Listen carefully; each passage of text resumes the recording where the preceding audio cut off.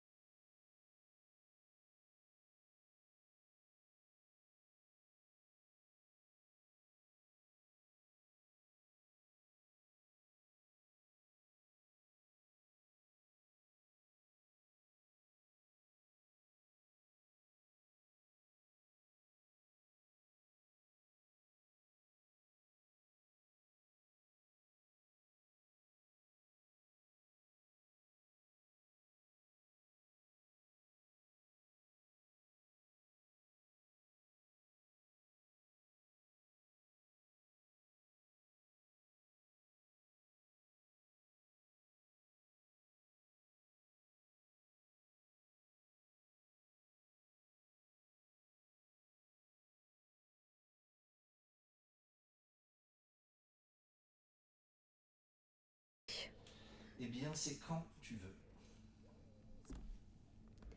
L'école. L'école, c'est la récré, les profs, la cantine, les copains. L'Institut d'éducation motrice, c'est aussi les copains, la cantine, la récré, mais ici, elle est différente. À l'école, on apprend.